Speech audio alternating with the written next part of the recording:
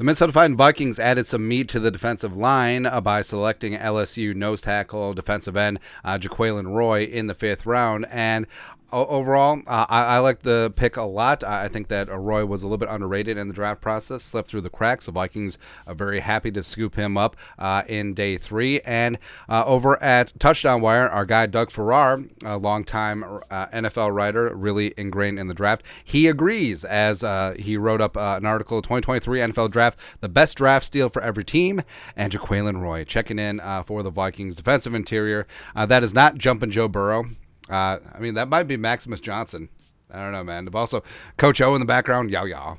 I miss Coach O, man. He's fantastic. Anyways, this is what Doug wrote about Roy. I had Roy as my 7th-ranked defensive interior lineman in this class, so I was surprised that the Vikings were able to grab him with the 141st overall pick in the 5th round. Last season, Roy had 2 sacks, 27 total pressures, and 25 stops, mostly at nose tackle, but he can bump outside to 3-tech and 4-eye just fine.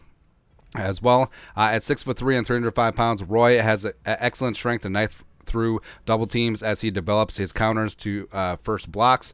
He could be an outstanding interior disruptor in a Brian Flores-led defense in need of such things. The red zone rep against Texas A&M, where Roy zipped into the backfield and stopped running back Devin Kane from doing something of note, is the ideal. And then that gif in there of Roy being disruptive in there in the middle. And overall, I do like Jaquelin Roy. I think that he is going to be a force. I think that the comparison between him and Diesel Dalvin Tomlinson is apt. I think that Roy, being a junior coming out, I think he is certainly ascending, and you add in his youth, you add in his man-sized upper body strength, you add in his exuberance. Like you watch him, like he brings an energy to the table. Like he does not take plays off. There's not a Jalen Carter situation. Like he brings it at every single rep, and I think that's going to pay dividends for the Vikings. And for the defensive line, I mean, it's pretty open right now. Like the only guy that you're really going to pencil in for serious snaps is Harrison Phillips. Now, ideally,